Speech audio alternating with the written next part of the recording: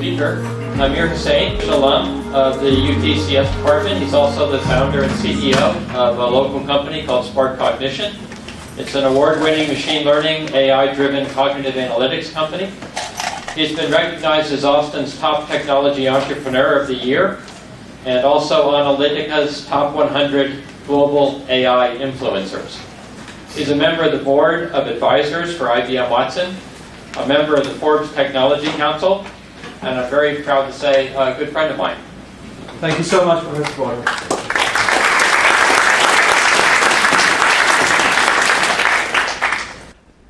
Well, it's such a great honor to be here. UT means so very much to me, and it's a little surreal to be standing here, and thank you very much, Professor Porter and the department for giving me this great honor. So there were two ways that this talk could go. One is to simply focus on things that I've done since I graduated/dropped out of the university a few years ago, and talk about the companies and the inventions and so on and so forth. And I'll try and sort of sprinkle that in for sure. But I think what's far more interesting is the story of how I got to here, how I fell in love with computer science, and this overriding passion I've had in my life for computing and software and the concepts behind all of these things. Okay, so the year was 1982, and I was 4 years old at the time, and I was being raised in a city called Lahore, Pakistan, which interestingly has an old connection with computing. One of the oldest factories for mechanical computers, called Astrolabs, was established in Lahore in the 1600s. And Lahori Astrolabs were actually supposed to be the best in the world, and they were exported everywhere. So that's a city that I grew up in. And I was growing up there with my sister, who was really the smarter of us two by a long shot. She ended up becoming a string theorist, high-energy physicist, and she now lives in Cambridge. She's discovering the secrets of the universe, which she does not share with me, so when I know, I'll share with the world. Our parents had taken us to see some family friends, and it was there that I first experienced a computer. It was a Commodore 64 connected to a TV. And it blew my mind because multiple things happened. First, there was this thing that you could interact with that would change that which was fixed. Because up until that point in my 4-year life, the only time I'd seen a TV work was when programming was being shipped across the wire or over the air, and it was what it was. There were no changes, there was no influence, there was no feedback.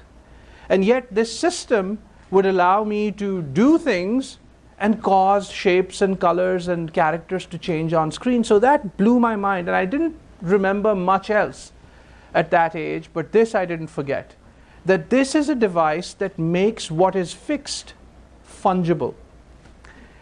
The second thing that happened was that the application that was running on the Commodore at the time was Hangman. And we're all familiar with Hangman, hopefully.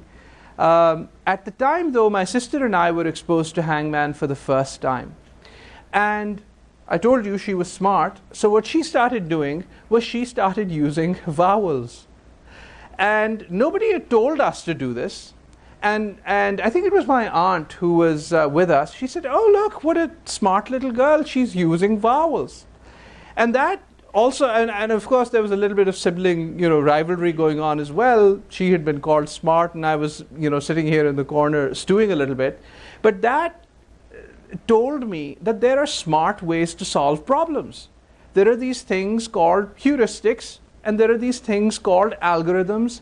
And in one evening, I'd been introduced to two supremely powerful concepts: programmability and this notion of algorithms, of recipes.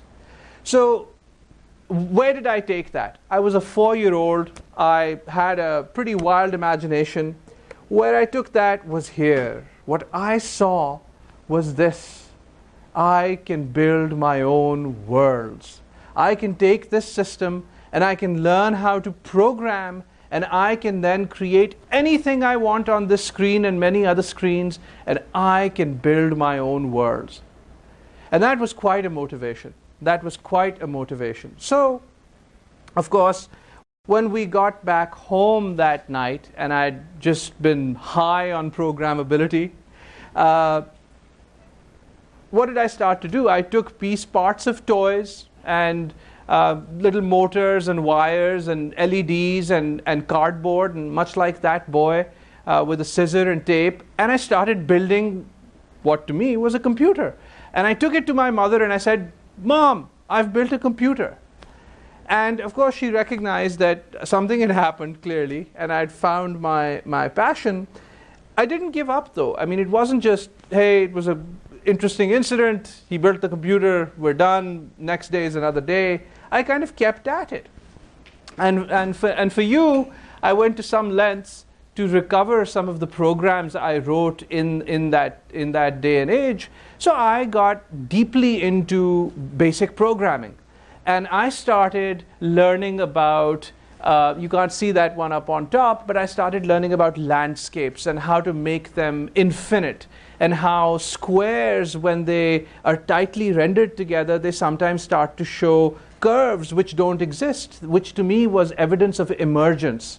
Something which you didn't deliberately do, but by doing a lot of something else, there's another distinct characteristic that emerges.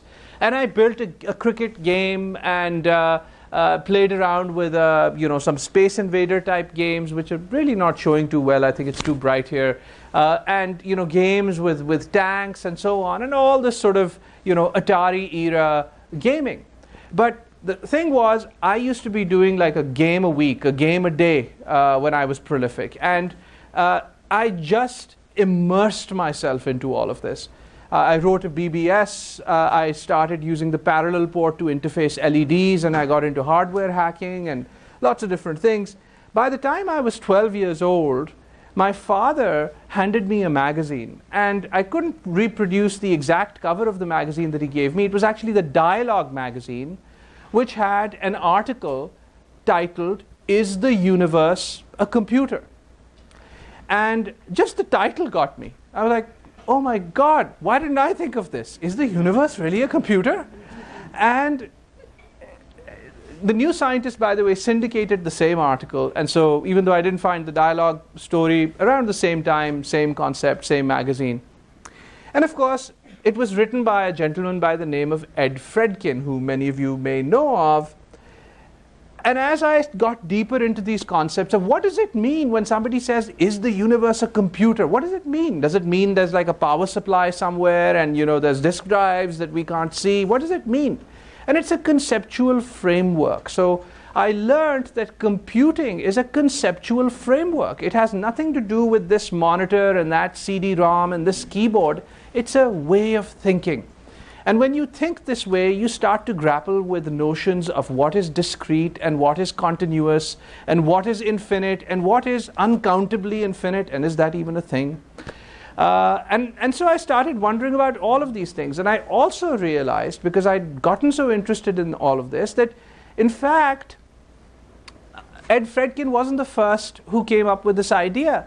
Konrad Zuse had asked the same question, and then in the early 2000s, Stephen Wolfram wrote his famous book, A New Kind of Science, where he talked about some of these things. And even after that, Max Tegmark, a physicist, wrote his book, A Mathematical Universe, and he explored some of these concepts. But of course, along with all these great minds, my mediocre mind was also thinking about these things. And right around the time I was leaving UT, this would be back in 99, I wrote this, I just was obsessed. I came back home one day and I said, you know what, I'm just going to write this all down. I've been thinking about it for 3 years, I've got to put it all down. I wrote this long essay on my exploration of whether the universe is a computer. And I thought about things like pointers, abstractions like pointers, and whether they could explain phenomena like action at a distance, and all these wild and crazy things. But to me, that gave rise to some important questions.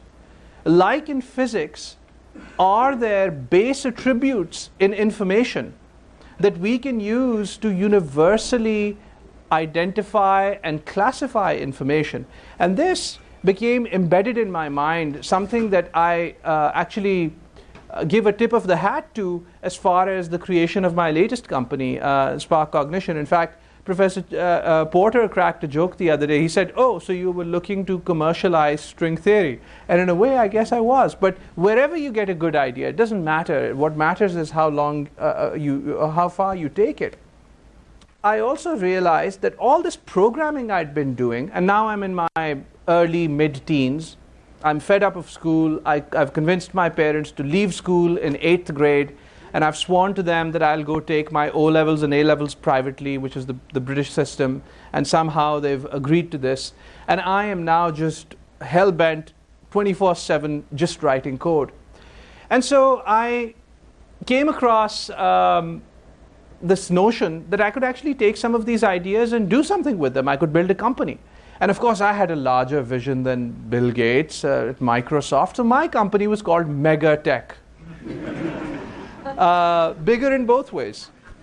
And when my father wasn't looking, I sort of took over his fax machine and started sending these, I suppose, somewhat professional written letters to lots of companies all over the US. And one of them, which I loved Sun Microsystems. It was like such a cool company. I started writing letters to Sunsoft, and I used to sign them as CEO of Megatech, and I did research on the South Asian market opportunity. And one day my father, very bemused, walked back after work. He was meeting us for dinner, and he said, "Son, I've got this letter for you, but I'm a little confused. They may have sent it to the wrong person." And I looked at it and said, "Oh, no, I was waiting for this." And he says, well, what is this about? And I said, "Well, Sun has given me reseller rights for all of their software for South Asia." And that's what it was. They weren't the only ones. Avocent, which is a company that I have a love and hate relationship with, because early on in my life, they certainly did this. I got their agency, and later on, they came after us in an IP infringement lawsuit, but we're now friends. So that ended well. So we did that, and then again, I was also pursuing the academic side of things. So I was taking my work, and I'll show you a little bit of it. And at the age of 15, I joined college. I got my first bachelor's by the time I was 17. In this interim, I published my first AI paper at Systems Man in Cybernetics, of course, with my professor and with a few of my colleagues, and that's the paper. The other one we couldn't find. I guess it's too old now. And at the same time, I started running a BBS, the internet before the internet, these bulletin board services. And I had these modems going off in my room all the time. And I got interested in security. And at that time, I may or may not have had root access to all the major ISPs in the country. And some of them may have asked me to please stop doing it because they really couldn't figure out how that was happening. It's conjecture, really. But while this was happening, I was getting deeper into writing more sophisticated programs. By the way, they don't look sophisticated. Milton laughed at them earlier because he thought the design was so poor. I was doing all of this in C. Where is Milton? I was doing all of this in C and assembly, so yeah. And so I built an AI application for a lift simulator, the fuzzy logic intelligence for an optimal lift algorithm, which is running here on the left. I built a system called the distributed learning environment, which could run on an XT, on an 8088 with full preemptive multitasking windows, like 6 applications, all from the ground up. I built a graphical system on top of the then store and forward UUCP internet and had hundreds and hundreds of people using this, and on and on and on. So there's no other word. I was obsessed. I was absolutely obsessed. Now, in '96, I moved from Pakistan to UT Austin. And I moved here because there was work going on in a lab, the Distributed Multimedia Computation Laboratory, that just sounded so amazing. And I had to be part of that. So it wasn't so much about, well, where are you going to apply, MIT, this, that. It was, I'm just going there to do this work. And so I applied, and the universe was kind. I got in. And by the way, UT has been so kind to me. It's been one of the most amazing connections with an institution I have had and probably can have in my life. Not only did I learn here, and not only did I make an amazing number of friends here, but I also met my wife here. So I can never repay UT at all, and she's right here in the audience. So at UT, I also met Professor Porter. And Professor Porter taught me my first programming class. Now, the reality is that I'd already done a bachelor's. So the Pascal part of the class was, I'd done it before. It was easy and quick for me. But I don't know why he did it. He took the last half of the class and he taught it in Prolog. And that was an odd choice for the time. And I went up to him and I said, "Sir, why would you teach the very first computer science class in Prolog?" And he said something to me. He said, "Listen, there's multiple ways of thinking about things. Lisp, which is what we're familiar with, is really the American approach to AI. And Prolog is the European approach. So we should know about it all." And that's something that I've never forgotten. His expression when he said it to me, exactly the words that he said. And the reason for it is because there was something much deeper behind that comment. Yes, there are technical differences between Prolog and Lisp, and there's the syntactic differences, but who cares? The real difference is the fact that these completely different solutions in pursuit of the same goal are a consequence of societal differences and intellectual differences. And that is important. That is the message. So I took this message to heart because, and by the way, it was easy to do that because Professor Dijkstra, who was here at the time, had written some years ago this paper on the fact that the Atlantic Ocean has two sides. And of course, I read it once, and I didn't catch all the insults, and then I read it again. But the reality was that, he found his match. Alan Kay just came after him, and it was a really, really interesting intellectual debate. But again, underscoring Professor Porter's point, which was it's important to get ideas from everywhere. Intellectual diversity is super important. At SparkCognition, we're an AI company, but we have PhDs in astronomy, in OR, in statistics, in computer science, and high-energy physics. And really, we couldn't do what we do without all of this diversity. So some of them we have built little walls around, but the others are safe. So the importance of intellectual diversity, those are, I think, really good lessons. Now, the other thing that also happened at UT was that I met with really, really great people. Professor Alvisi, I don't know whether he's here, but I ended up doing quite a bit of work with him, published a paper with him, learned a lot about distributed systems. At that time, Professor Kuipers was here. We worked on his QSIM system and built game players. We worked extensively with Professor Mishra, who I believe is still here, and Professor Vin, who's moved on since. We built the framework for a language. We wrote an interpreter. We wrote a language. We built an extensive system for web and content syndication. It was brilliant. It was brilliant. And I had a lot of fun. I used to live in the Taylor building and the third floor lab. And it was some of the best times I've had. Learned a tremendous amount. Now, since then, since I left UT, I did a few things. I launched some companies. Many of them were sold. I worked with IBM on the Watson project. I filed a bunch of patents, won some awards. I'm on the boards of a few companies. I told you my current work with SparkCognition, the company is doing really well. All of that's great. But it's a consequence of the story I've been telling you. It's not what I look at and say, oh, wow, that's my achievement. I think my achievement is simply this, that I found a love and I was true to it. And I found that that had a lot to give me, and I didn't give up on it. I continued to explore. Everything else was a consequence. It wasn't what I was going. It's not a very CEO-like thing to say, but I'll tell you, each and every company I've started, it hasn't been to start the company. It hasn't been for the pursuit of, oh, now I'll be really rich and fancy and I'll wear a suit and a tie and I'll show up to these places and act important.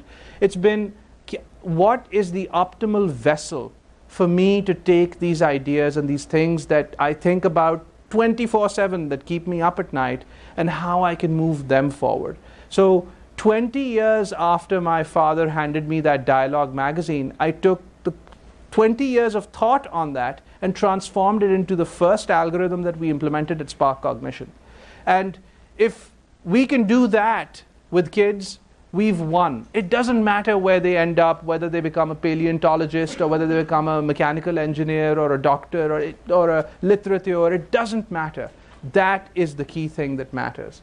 So now, what am I doing now? I am running a company. I'm super busy. I'm worried about revenue. I don't sleep a full night's sleep hardly any night. It's all about the business. Yes, investors and all that, that's all happening. But you know what? When I find the time, we're also collecting retro computers. We have 150 very important old retro computers that we've collected. My children are being exposed to all of these. We're writing code in BASIC on the Commodore 64 to generate unending mazes. They're building robots with Lego Mindstorms and with Arduinos, and they're being exposed to the magic that is this infinite fungibility that you get from computer science, this canvas that has no bounds. They're being exposed to it. And of course, in addition to all of that, what am I looking at doing in the future? Well, first of all, SparkCognition is an overriding focus of mine. It is really a platform that we want to use to get to what we call AI 3.0, systems that go far beyond where we are now. At the same time, my book on AI, which I've designed to be half philosophy and half science, which I think is really a message that's lacking currently in all the books on artificial intelligence that are out there, with Simon & Schuster. That comes out probably second quarter of next year. I'm also working with my dear friend, General John Allen, who was the presidential ambassador for peace in the Middle East, 4-star Marine Corps, ran all 3 of our wars, and as a consequence is not a fan of war. And we're working with him to come up with the framework as AI is applied to the battlefield, as how we can deliver some morality and a framework to think about this. And we're going to publish our first piece in Forbes. It'll probably come out in the next week. But that's an important work, and we'll recruit others in that endeavor. That computer museum will be a delight for me. I can't wait to tell the stories of each one of these systems. I want to do that. That's certainly a passion project. And then finally, children and computing. That is really, really, really important to me. That's where the magic happens. I try and do it with my own children whenever I have time, but I'm hoping that I'll soon have some more time to do it, not just with my children, but with all of our children. So with that, I'll conclude, and please let me know if there's any questions or thoughts. Thank you very much.